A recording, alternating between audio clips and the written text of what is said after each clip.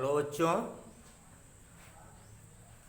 आज class 12th आपका नया टॉपिक है मैथ्स में इनवर्स ट्राइगोनोमेट्रिक फंक्शन।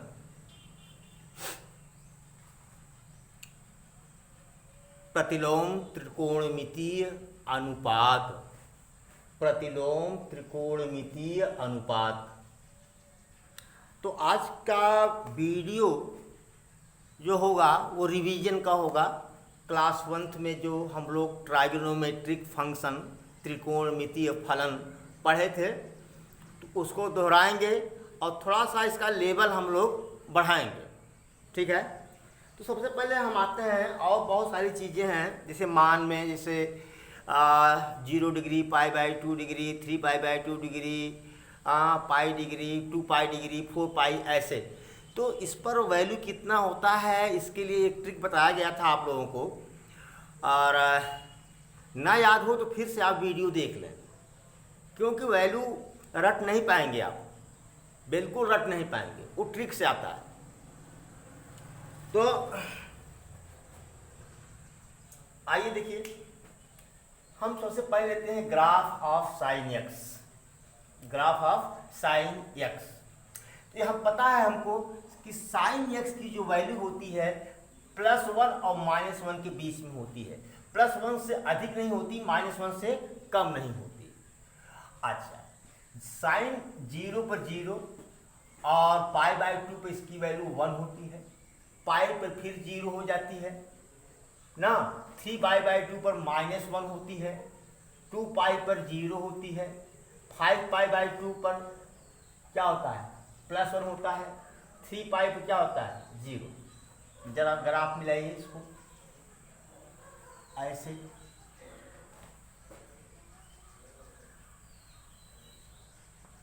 फिर ऐसे आता है इसका ग्राफ। इधर करिए -π/2 पर,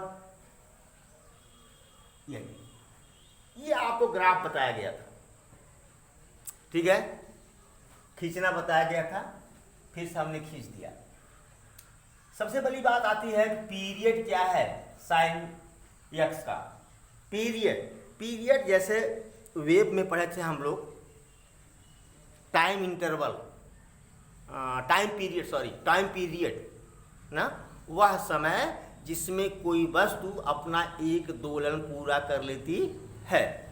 तो उसमें क्या था, एक ग्राफ बनता था, मतलब एक दोलन का एक ग्राफ बनता था। तो अगर आप उसको उस नज़रिए से देखें तो ये ऑसिलेटिंग बॉडी का ग्राफ है, ऑसिलेटिंग बॉडी का ग्राफ है, मतलब कंपन कर रही हुई वस्तु का ग्राफ है ये। ठीक है, तो आप यहाँ देखिए पहले, यहाँ से स्टार्ट होता है, यहाँ जा करके एक दोलन पूरा होता है। क्या होता है, एक दोलन। ठीक है, यहाँ से फिर इसमें पढ़ाया गया था आप लोगों को, फिर यहाँ से फिर स्टार्ट होता है, फिर ऐसे आगे एक दोलन पूरा करेगा। मतलब कि एक दोलन पूरा करने में कितना रेडियन घूम रहा है, 2 पाई। एक दोलन पूरा करने में कितना रेडियन घूमा, 2 पाई ना। 2 पाई के बाद फिर से नया दोलन स्टार्ट होगा, नया ग्राफ स्टार्ट होगा, इसलिए इसका पीरियड कितना हुआ, 2 पाई। हर 2 पाई के बाद एक नया ग्राफ इसका बनेगा, इधर भी। ठीक है, फिर आता है इसका डोमेन क्या है। इधर देखिए, इधर भी जाएंगे तो कहाँ तक जाएंगे आप, -∞। अब इधर जाएंगे तो कहाँ तक जाएंगे आप, +∞। -∞ और +∞ जाएंगे, बोलो, -∞ और +∞। तो इसका मतलब क्या है, -∞ से +∞ के बीच में जितने भी नंबर होंगे सब आएंगे, और सब नंबर क्या कहलाते हैं, रियल नंबर। क्या, रियल नंबर। आपको बताया गया था कि radian is considered as real number. Radian क्या है, रियल नंबर है।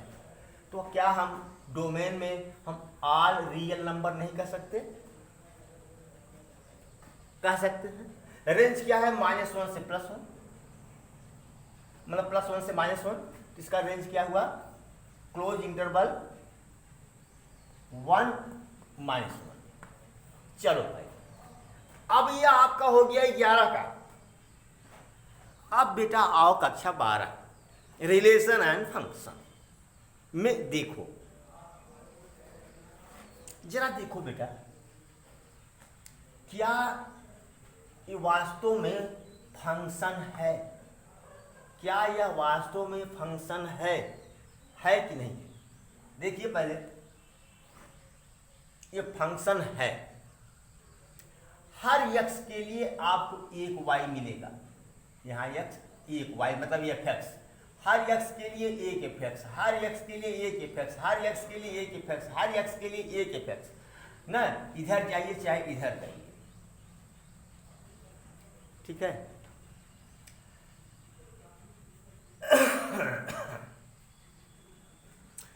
तो इसमें आप जब चेक करेंगे कि 1 1 भी मिलेगा,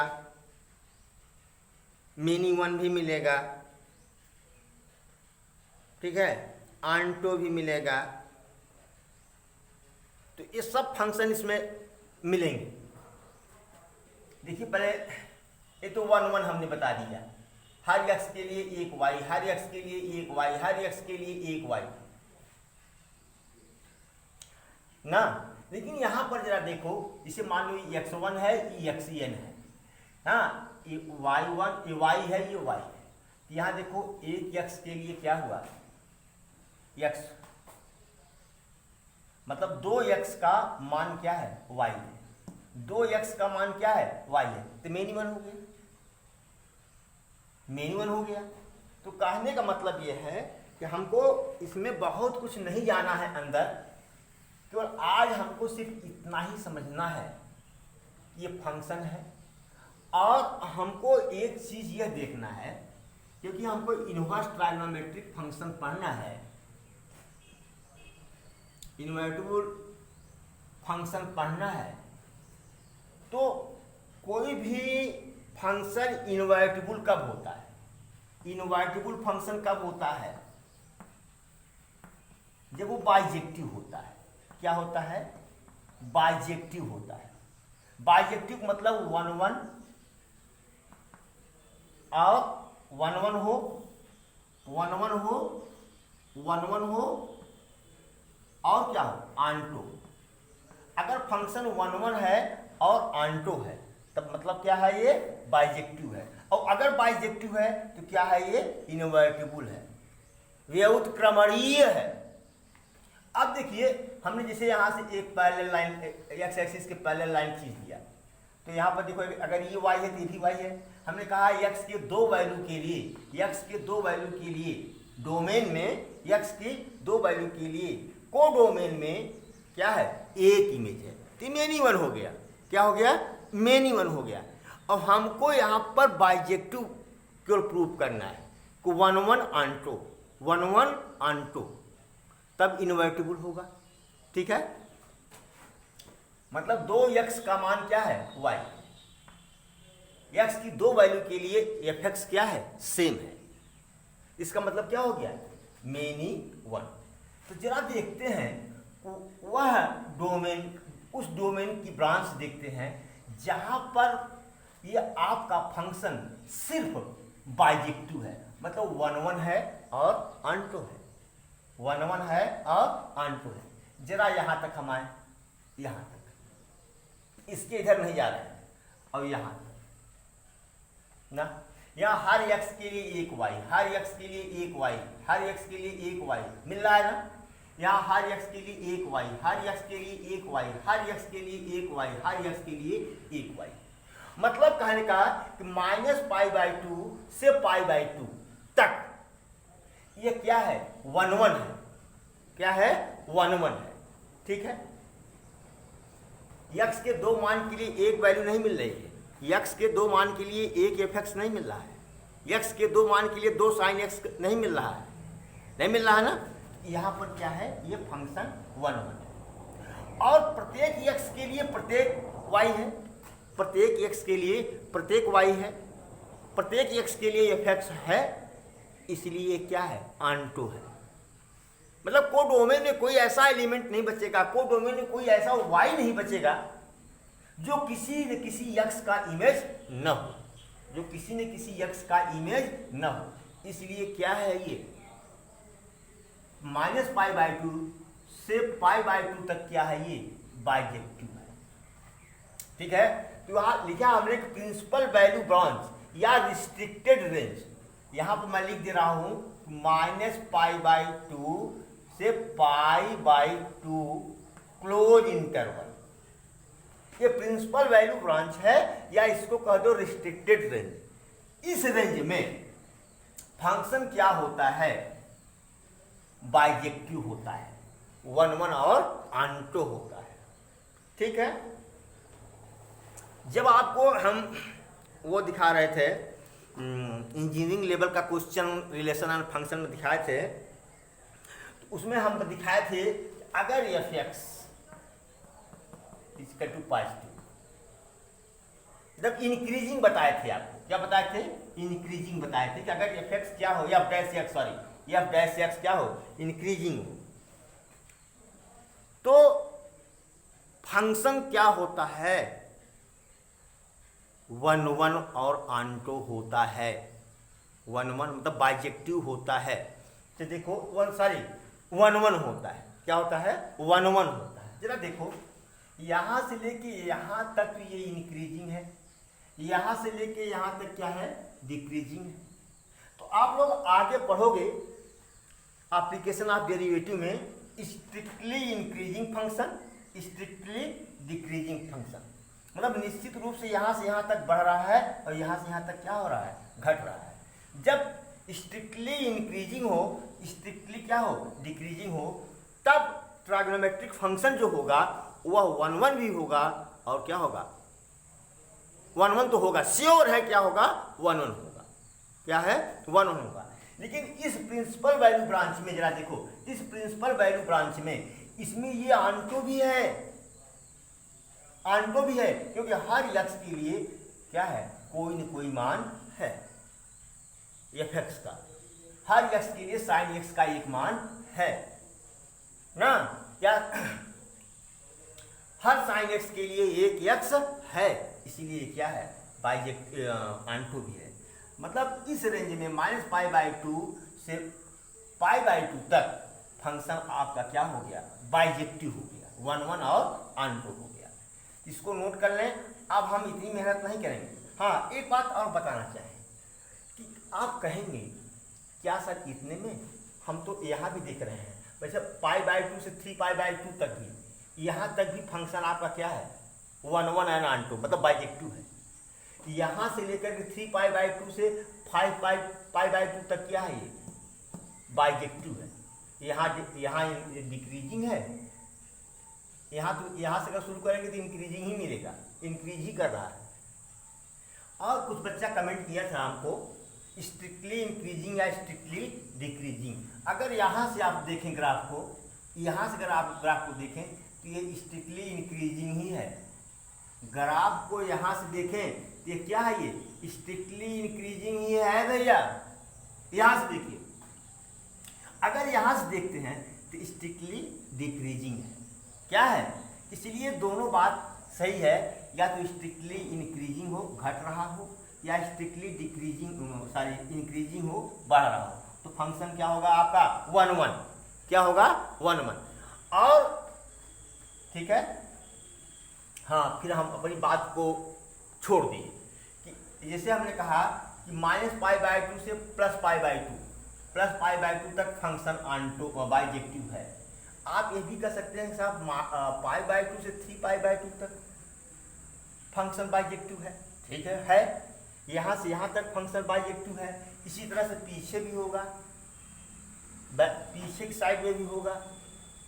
हाँ, बहुत सारे आपको ऐसे रेंज मिल जाएंगे ना, ऐसे डोमेन मिल जाएंगे आपको ना, डोमेन का इंटरवल मिल जाएगा जिसमें फंक्शन क्या होगा, बाइजेक्टिव होगा। लेकिन यहाँ एक वर्ड हमने जोड़ दिया, प्रिंसिपल वैल्यू ब्रांच।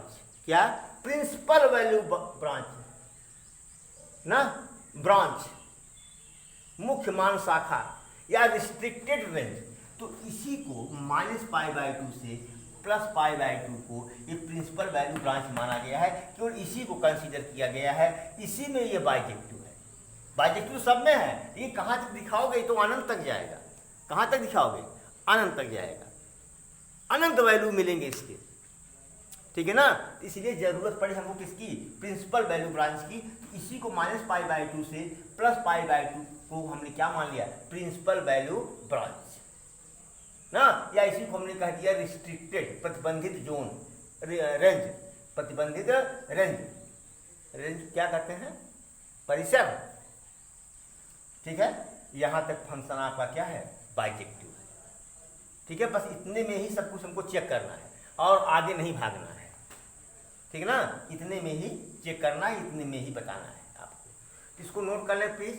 अब आगे इतना नहीं चिल्लाना, क्यों हल्का हल्का देना है। चलिए अब cos x का ग्राफ देखते हैं हम। cos x का, इसकी वैल्यू +1 से -1 के बीच में है, पर +1 से लेकर के -1 तक है, ठीक है।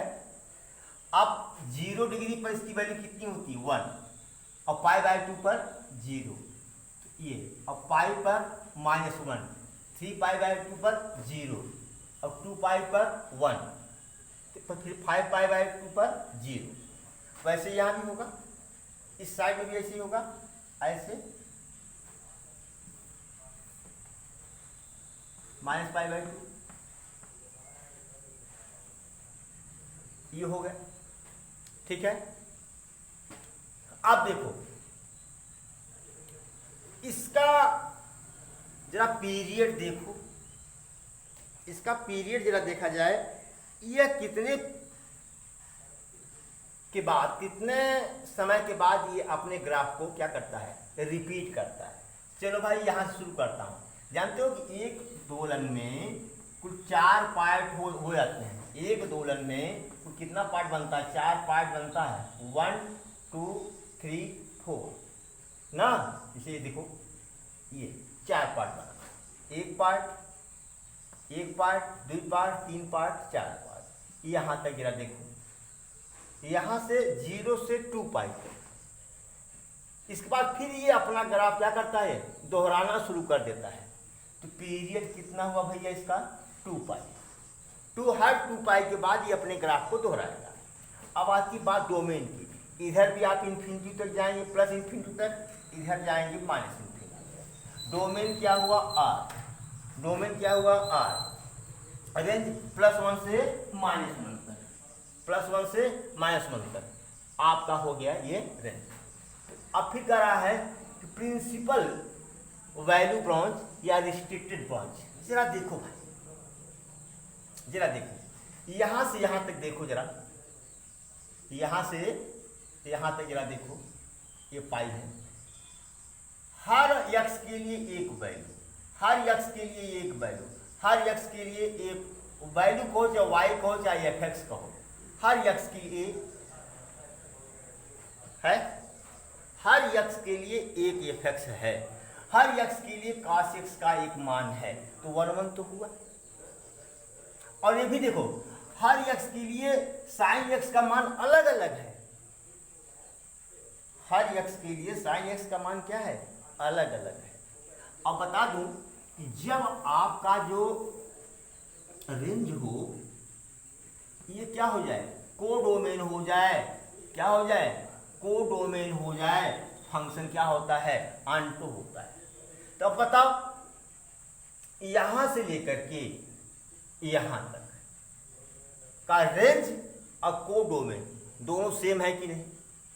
रेंज और कोडोमेन, रेंज और कोडोमेन -1 से -1 से लेकर के +1 तक। तो जो आपका रेंज है, रेंज भी -1 से +1 तक है, कोडोमेन भी आपका कितना है? -1 से +1 तक है। तो ये निश्चित रूप से क्या है? ये ऑनटो है। और देख लीजिए यहाँ पर कि हर cos x के लिए एक x है। For each cos x there is x belongs to domain. For each cos x, for each cos x, for each cos x, for each cos x there is x, there is x belongs to domain. So it is what? So it is what? Onto. This is what? Onto. यहाँ से लेके यहाँ तक देखो। ऐसे बहुत सारे आपको ब्रांच मिल जाएंगे जिसमें फंक्शन बाइजेक्टिव है, लेकिन इसको क्या माना गया है? Principal value branch.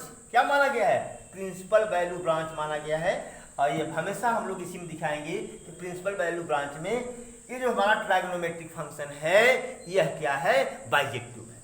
अब देखो यहाँ से शुरू करते हैं स्ट्रिक्टली डिक्रीजिंग, यहाँ से शुरू करते हैं स्ट्रिक्टली इंक्रीजिंग ना। तो वही चीज है, जब एफ डैश एक्स बराबर पॉजिटिव आ रहा है तब निगेटिव भी आना चाहिए भाई, क्योंकि स्ट्रिक्टली इंक्रीजिंग भी है, पॉजिटिव निगेटिव दोनों आना चाहिए। इंक्रीजिंग डिक्रीजिंग के लिए भी तो 1 1 है, क्यों इंक्रीजिंग के लिए थोड़ी 1 1 है। यहाँ से देखेंगे तो इंक्रीजिंग, ऊपर से देखेंगे तो डिक्रीजिंग, सॉरी ऊपर से देखेंगे तो डिक्रीजिंग और नीचे से देखेंगे तो इंक्रीजिंग। देखने का नजरिया है। आप यहाँ से देखिए इंक्रीजिंग, यहाँ से देखिए डिक्रीजिंग, आंख यहाँ लगाइए, यहाँ आंख लगाइए अपनी आप, क्या दिख रहा है? ये डिक्रीजिंग। यहाँ अपनी आंख लगाइए आप, इंक्रीजिंग। ठीक है, नोट कर लें। तो प्रिंसिपल वैल्यू ब्रांच क्या हुआ? जीरो से लेकर के पाई तक ना। इसमें 0 से पाई में फंक्शन क्या है आपका? बाइजेक्टिव है। क्या है? बाइजेक्टिव है। ओके, ठीक है, नोट इट प्लीज। चलिए देखते हैं ग्राफ ऑफ tan x। तो tan x के पहले तो इसका हम लोग पहले डोमेन डिसाइड करेंगे। क्या डिसाइड करेंगे? डोमेन। तो tan x बराबर होता है sin x upon cos x। लेकिन यहाँ ध्यान दीजिए, अगर fx बराबर tan x है तो fx बराबर क्या हो जाएगा? sin x upon cos x। अगर cos x की वैल्यू 0 हो जाए तो पूरा फंक्शन क्या हो गया? 0। इसका मतलब क्या हुआ? cos x should not be equal to 0। और आपको पता है कि x बराबर π/2। ठीक है, फिर दो जोड़ते चले जाओ, 3π/2, 5π/2, 7π/2, 9π/2 पर वैल्यू क्या होती है? x बराबर π/2, 3π/2, 5π/2, 7π/2, 9π/2 पर वैल्यू cos x की कितनी हो जाती है? 0। इसका मतलब x की वैल्यू ये नहीं होनी चाहिए। देख रहे हो, दो का अंतर है। अच्छा, जरा इसके लिए एक फार्मूला बनाते हैं। फार्मूला बना हुआ है यार, 2n+1 π/2। मतलब x should not be equal to n+1, sorry 2n+1 π/2। Okay, इसे n बराबर 0 रख दो तो क्या मिल जाएगा? π/2 मिल जाएगा। cos π/2 का मान कितना होता है? 0 होता है। ठीक है, 1 रखोगे तो ये मिल जाएगा, 2 रखोगे तो ये मिल जाएगा, 3 रखोगे तो ये मिल जाएगा। नहीं यार, 1 रखा ये मिला, 2 रखा ये मिला, 3 रखा ये मिला ना, 4 रखा ये मिल गया। तो इस पर जो है ये fx यानी tan x डिफाइन नहीं है। तो इसका डोमेन क्या हो जाएगा? r माइनस व्हाट 2n+1, ऐसा सीधा मारो यार, 2n+1 π/2। इस पर फंक्शन क्या है? इस डोमेन पर r माइनस 2n+1 π/2 पर एक tan x डिफाइन है। tan x क्या है? डिफाइन है। ठीक है, अब बाकी पर डिफाइन नहीं है। मतलब इस पर डिफाइन है, इसके अलावा जो नंबर कौन है? ये वाला, इस पर डिफाइन नहीं है। ओके, अच्छा इसका रेंज जरा देखता हूं मैं यार, रेंज जरा देखता हूं, रेंज। अच्छा जरा एक tan 0 ले लो तो, tan 0 बराबर sin 0 अपॉन cos 0, नहीं tan 90 ले लो, tan 90। तो sin 90 upon cos 90, 1/0 that's infinity, that's infinity. Okay, अच्छा, एक तो मिल गया क्या, प्लस इन्फिनिटी। क्या मिल गया, प्लस इन्फिनिटी। एक तरफ का तो मिल गया क्या, इसका जो है रेंज जो है प्लस इन्फिनिटी है। अब देखिए लेफ्ट हैंड साइड जरा देखें, किस पर अगर यहाँ माइनस आ जाए, ध्यान दो, पहले यहाँ माइनस आ जाए तो क्या होगा, जैसे ध्यान दो, काश 90 की π/2 पर होता है, जरा 3π/2 पर लिख देखो, 3π/2 tan 3π/2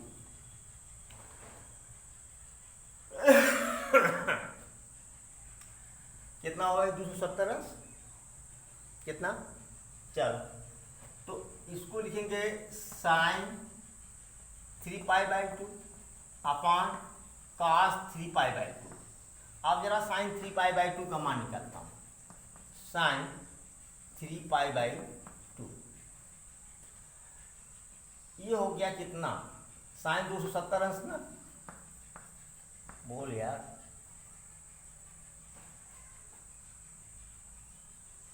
बराबर साइन 180 प्लस 90, थर्ड में जा रहा है, थर्ड में साइन क्या होता है, निगेटिव, माइनस साइन 90, -1, ये क्या हो गया, ये -1/0 दैट्स माइनस इन्फिनिटी। इसका रेंज क्या हुआ, minus infinity to sorry infinity पर ओपन इंटरवल लगता है, क्या, ओपन, इसको छोड़ करके, इसको छोड़ करके इसका डोमेन निकल गया, इसका रेंज निकल गया। ओके, अब हम इसके ग्राफ को हम ड्रा कर सकते हैं, इतना नोट करें अगर चाहे तो, इसके बाद ग्राफ ड्रा करते हैं हम। चलिए यहाँ पर हमने ये y एक्सिस है, ये यहाँ पर 0 एंगल π/2 पाई 3π/2 2π 5π 3π, इधर -π/2 मिला। तो tan 0 का मान कितना होता है भैया, tan 0 का मान sin 0 अपॉन cos 0 0, और tan π/2 का मान इन्फिनिटी। ये ग्राफ ऐसे जाकर के कुछ किताब में दिया है कि टच कर गया है, कुछ किताब में दिया है नहीं टच किया, इन्फिनिटी को अटेंड कर जाएगा ये, ठीक है, ये वाला। इधर देखिए, इधर जब आएगा ये भी अंत में जाकर के इन्फिनिटी को अटेंड करेगा। अब यही ग्राफ ये वाला ग्राफ आपका बार बार क्या करेगा, रिपीट करेगा, पाई पर 0, ये वाला देखिए, ये वाला ऐसे जाकर इन्फिनिटी को चला जाएगा, ठीक है, फिर ऐसे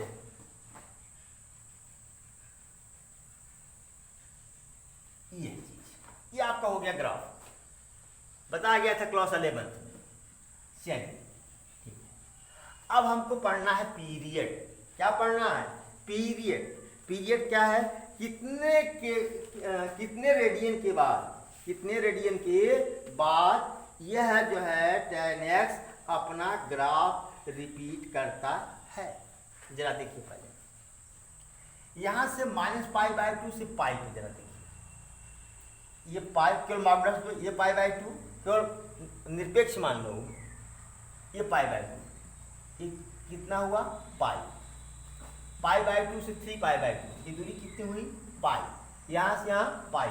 हर पाई के बाद ये ग्राफ क्या कर रहा है, रिपीट कर रहा है। हर पाई इंटरवल के बाद यह क्या कर रहा है, ग्राफ को क्या कर रहा है, रिपीट कर रहा है ना। पीरियड इसका कितना हुआ, पाई।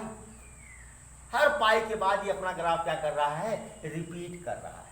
अब देखो पहले बहुत प्यार से, प्रिंसिपल वैल्यू ब्रांच या रिस्ट्रिक्टेड रेंज, जिसमें फंक्शन क्या है, बाइजेक्टिव है, इसमें भी देख लो बेटा भाई, π/2 पर इन्फिनिटी को अटेंड कर रहा है, π/2 से -π/2।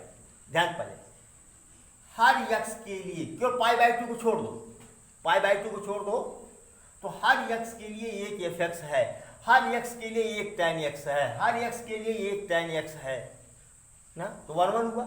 और हर tan x के लिए एक x है, उल्टा चलो तो आंटो हो गया, हर tan x के लिए, मतलब डोमेन के हर एलिमेंट के लिए, हर एलिमेंट को को डोमेन का हर एलिमेंट डोमेन के किसी न किसी एलिमेंट का क्या है, इमेज है, तभी तो वो आंटो होगा, तभी तो आंटो होगा।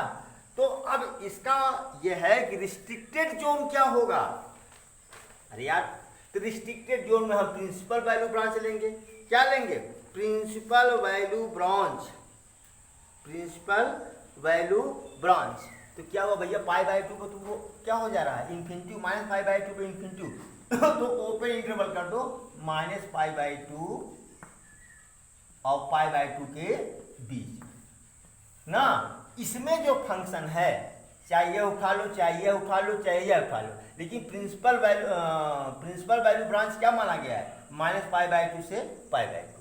इसमें फंक्शन आपका क्या है बताओ? इसमें फंक्शन आपका बाइजेक्टिव है, 1 1 है, आंटो है। यहाँ से देखो इंक्रीजिंग, यहाँ से देखो डिक्रीजिंग, यहाँ से देखो डिक्रीजिंग। तो strictly increasing and strictly decreasing functions are always 1 1, हमेशा 1 1 होता है, ठीक है। और यहाँ हर tan x के लिए एक x यहाँ मौजूद है, इसलिए आंटो भी है। तो ये फंक्शन क्या है, ये बाइजेक्टिव है, किसमें, -π/2 और π/2 के बीच में, ठीक है। तो ये आपका जो है प्रिंसिपल वैल्यू ब्रांच यही दिया गया है। तो बहुत सारी ब्रांच हैं, लेकिन प्रिंसिपल वैल्यू ब्रांच यही इसी को माना गया है, ठीक है। जो ओरिजिन के इधर उधर है, जो ओरिजिन के इधर उधर है या ओरिजिन से नज़दीक वाला जो भाग है, उसी को प्रिंसिपल वैल्यू ब्रांच माना गया है। Note it please.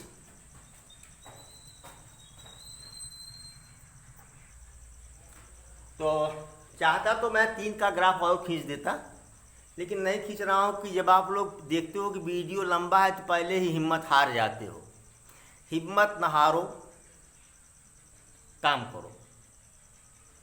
हिम्मते मर्दे मर्दे खुदा ना। हमारा प्रयास आपका सहयोग, मैं तो ये मान रहा हूँ।